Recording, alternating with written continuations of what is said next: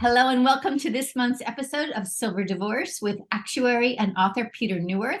This is his new show that helps us simplify a painful process. I'm Hope Katz-Gibbs, proud producer of the show on the Incandescent Radio Network and Incandescent TV. This is episode 2 of the show. On episode 1, you met certified divorce financial analyst Margarita Cheng, who explained how CFPs can be most helpful in Silver Divorce. And today we are thrilled to be interviewing certified divorce lending professional Brooke Benson, MA CDLP, who will talk with Pete about identifying and engaging the variety of financial experts you will need in this very important time in your life and your marriage. So take it away, Pete. Well, thanks a lot, Hope, and thank you, Brooke, for joining me. For those out there listening and watching, I was privileged enough to be on Brooke's show. Brooke has her own podcast, and she was kind enough to interview me around what I'm doing in the world of Silver Divorce. And now I get to return the favor because Brooke has a whole lot more to say that she didn't get a chance to say when she was interviewing me. And so, Brooke, so you're a certified divorce lending professional and have developed a practice, I understand, about planning for divorce. And can you tell us a little bit about how you got into it, and what is this planning for divorce? It seems like a strange concept. Thank you, first of all, for inviting me to be here. I'm grateful to have the opportunity. I feel like more than anything else, I try to just spread information and education. The person watching or listening to this may not be in a position to ever need my information, but I mean, we all know someone who is in a marriage that, may not make it. We know, statistically speaking, half of American marriages end in divorce, and the number is much higher for subsequent, marriages, second and third marriages. So I probably didn't even really know any of that. I myself got divorced, and I was contacted actually by someone Pete, Mary LaFay, who was my good friend, but we had never really talked about, professional type of, I knew what she did, but she, when I got divorced, she said, you should go into mortgage lending. And I was in public relations at the time and looking at taking a new public relations position. And she said, you've got children. Lending is a great gig for someone who needs some flexibility in their schedule. You can do it at night after the kids have gone to bed. So that was how I got started in mortgage.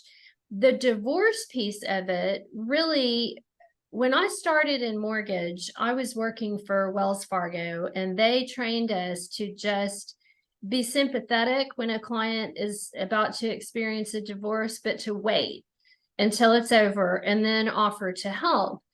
And for years, that was how, mortgage lenders behaved. But the truth is, if you're getting divorced and you think you might want to keep the marital residence, you don't really want to sit around with your fingers crossed, just hoping that you're going to qualify after the divorce is over.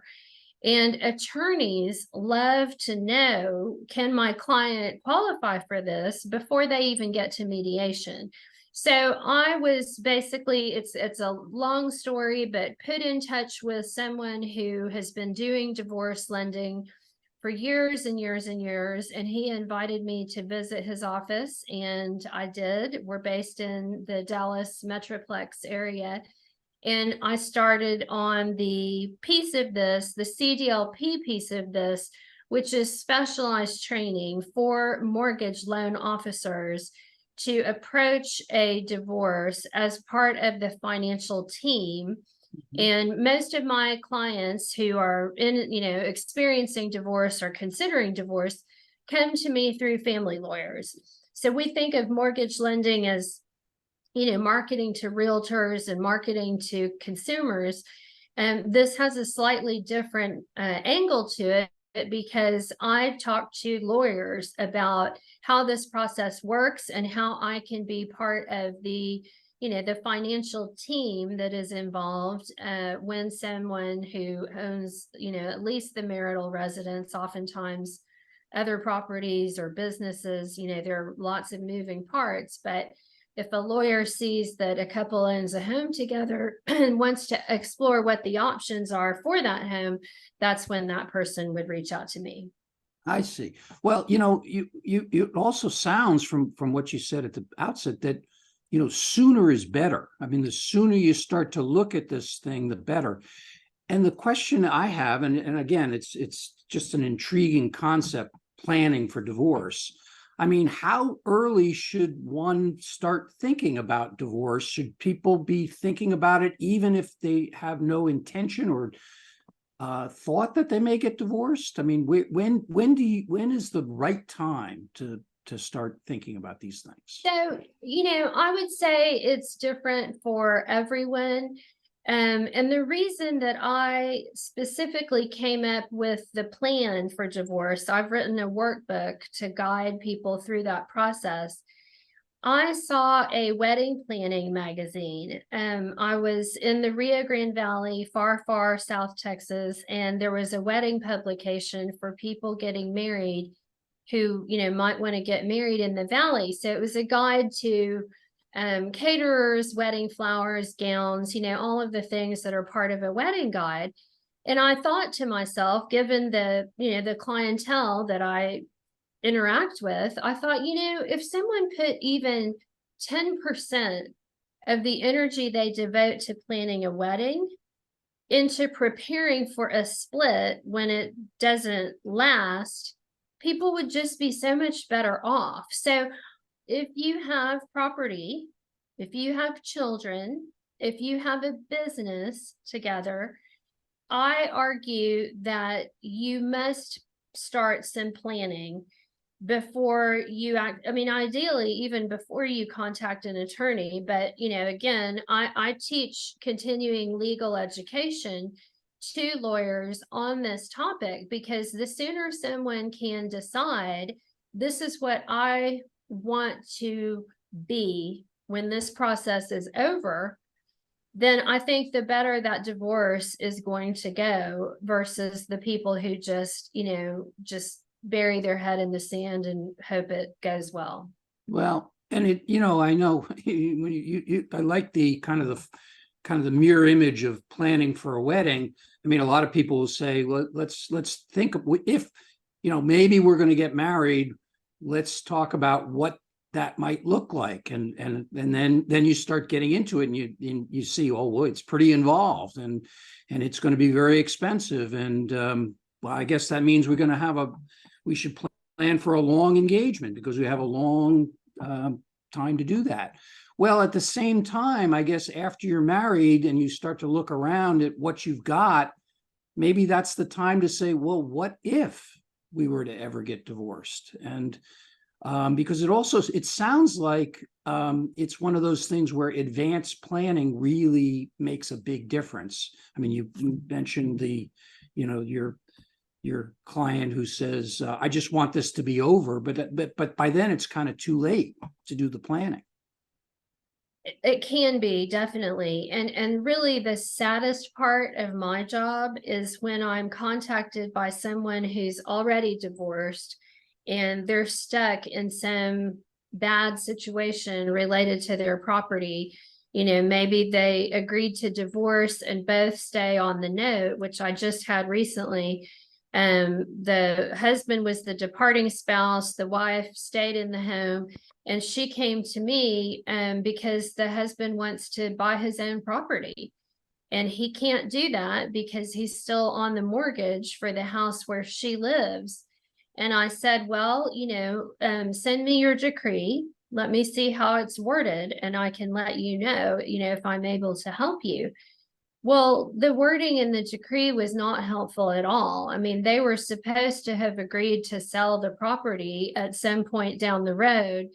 She convinced him that she should stay there with their children, and he agreed at the time. But I mean, if you don't get some of these things resolved when the marriage is over, it just does not ever seem to go well later. Right. Well, I mean, and of course, we advise everybody to get an estate plan, even though, you're not ready to die now. You're not planning on dying, but still, it's inevitable. Now, divorce is not as inevitable as death, but your point is well taken.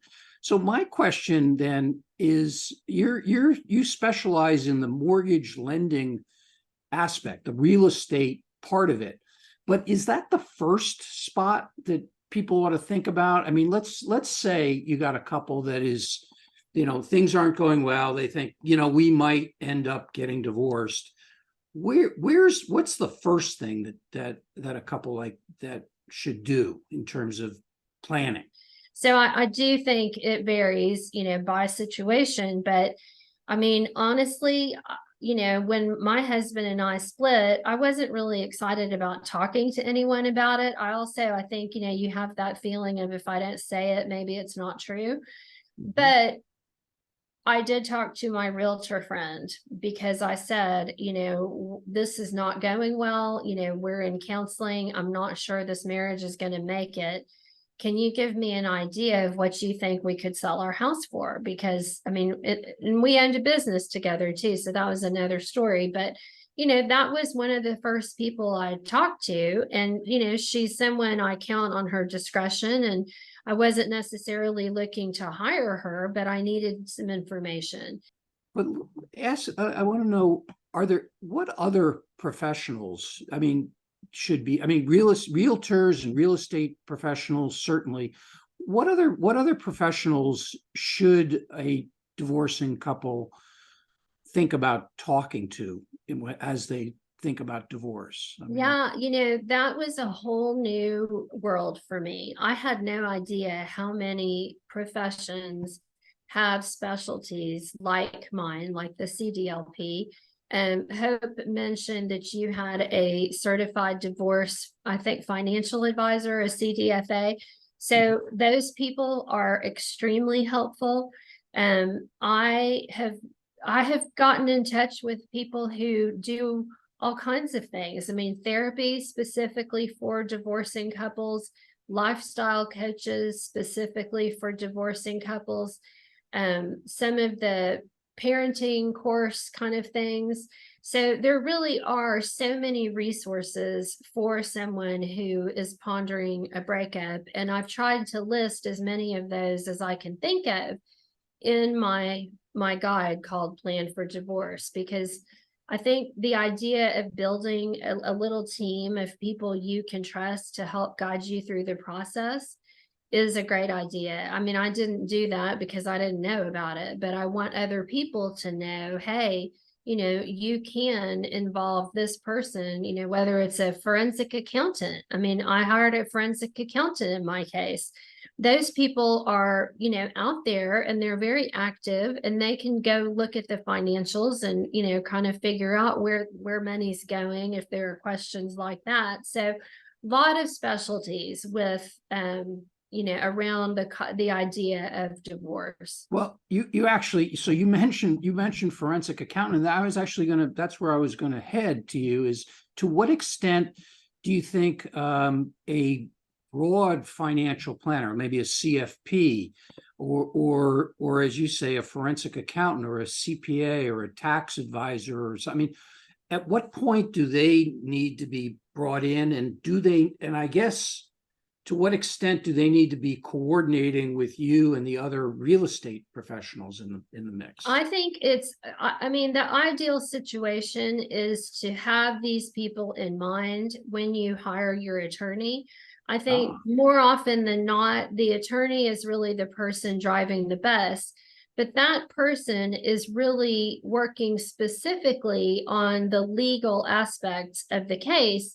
But the attorney may draw these kinds of people into the mix if there's, a large estate or, significant assets where, the lawyer says maybe we need to get a certified, fraud examiner. to look at this.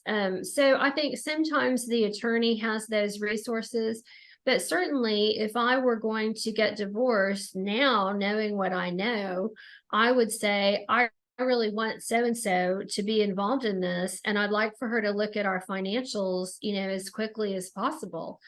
So, the lawyer may bring people in, your therapist could bring people in. I'm very familiar with the collaborative divorce process, which is, very different from, I get a lawyer, you get a lawyer, we get Right. mediation. And so in the collaborative divorce process, there is a financial defined role that typically a CPA would fill, or a CFP. And let me also say, I know lots of CFPs, CFAs, and money managers, wealth planners who don't have a specialty divorce designation, but can be very effective doing the same kinds of things. So me as the CDLP, I really try very hard to swim in my lane. I want to provide information. I want to, with my client's consent, I want to make sure I'm communicating with everyone who's involved in the process. And I also will ask, and I'm very vocal about asking for any information that I'm going to need to know qualifying this person for a loan. You mentioned stay in your lane, and I believe that, and that's what I say in my book. I mean, know exactly the kind of help you need, and then find the expert in that particular area, and as opposed to asking somebody that doesn't do that as a specialty. But that brings me to a question about lawyers, because it sounds like lawyers have to be involved they have to be involved no matter what at some level. But lawyers, family lawyers in general, are advocates, and they are contesting. I mean, they're representing you and one spouse, and then the other spouse is got their own lawyer.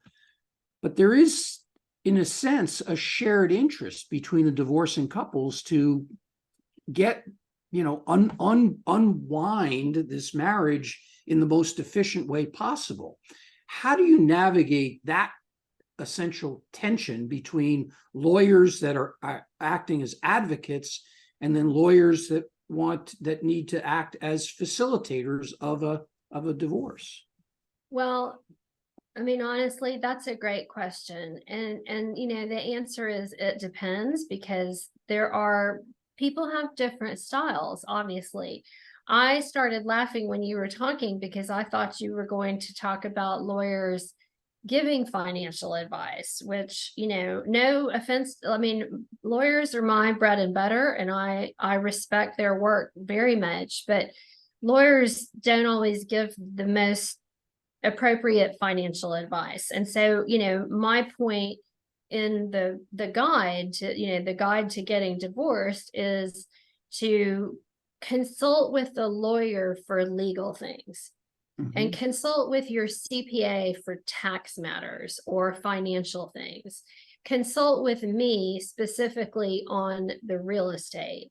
So yes, lawyers are expected to advocate for their clients, and they do, but they are, I think, most of the time, really the facilitator. They're really the lead person. So if the lawyer is, proceeding in a fashion that makes sense based on the different aspects of the case, it's very easy for me to just fall in line as one of the team members, playing a crucial but overall really kind of small role. I mean, I'm only really working on one piece of this. I mean, there are times where, people do things that you just can't even imagine that, harm their own case. And, we work with that to the extent we can. But I had a client she had her lawyer who was fantastic. This was in Houston, Texas.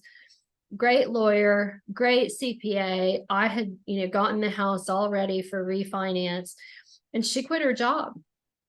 We went to order a last verification of employment, and they sent back that she was terminated. I mean, and the whole thing fell apart. because, she had represented all this time that she wanted to keep the home. And, I called the CPA and basically said, what the heck? They didn't know either. So it's kind of part of what appeals to me about working in this environment is, it is different every time. I have added to my script now when I talk to people in my initial call, don't quit your job, don't go out and buy a boat, like while we're doing this. Right. So, it's a Well- hard time, as you know, it is a hard time in someone's life, and you're not thinking correctly. I mean, sometimes I call it a brain scramble. So I try very hard to kind of, dovetail in with whatever is happening and not add any stress to the picture.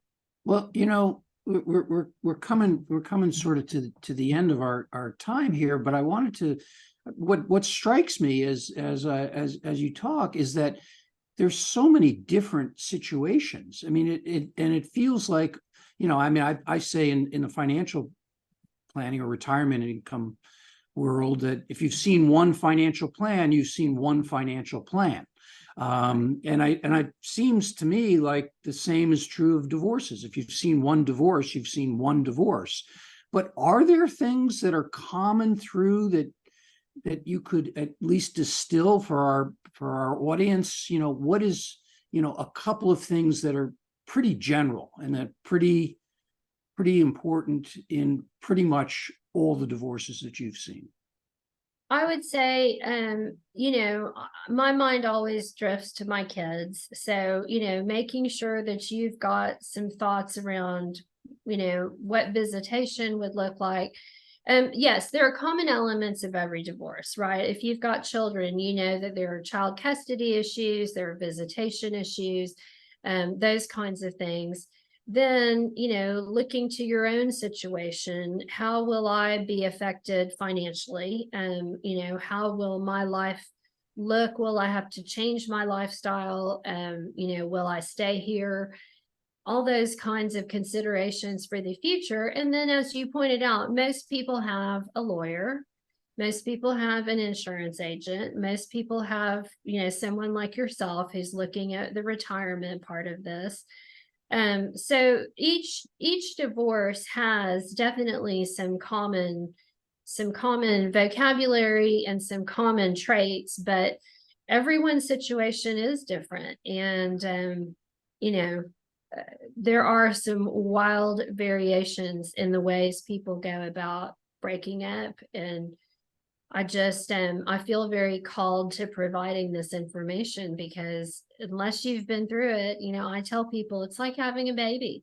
Unless you've actually done it, unless you've actually been through a divorce, it's very hard to understand how draining and how difficult and just, how sad it is. Even if it's the right thing, it's still sad. Yes. And well, and thank you so much, Brooke, because it also feels like in many, if not most situations that you come, there's a house. And even if you don't own a house, there's a place that the couple is living. And that has to be considered as part of the divorce. And it sounds like you, Brooke, are, right. That's your specialty, is where people live. And if you're living in a house and you're thinking about getting divorced, sounds like Brooke Benson is someone that you should be thinking about at least looking at your stuff and planning for divorce. So thank you. As I mentioned earlier, sometimes even high-level executives have never really dealt with, let's say they're not the person paying the bills. And so one of the things I do feel like I bring to the transaction is, I refer to it as hand-holding, but everyone needs to understand what the 4 parts of a house payment are. They need to understand what happens if a payment is late. And I actually did a loan for a very successful mergers and acquisitions CPA in Fort Worth. And I made some comment about, some obligations she had under the mortgage. And she said, do you mind walking me through those? And it occurred to me, well, she'd never done that before. I think in that particular case, she had a bookkeeper who, just assisted her.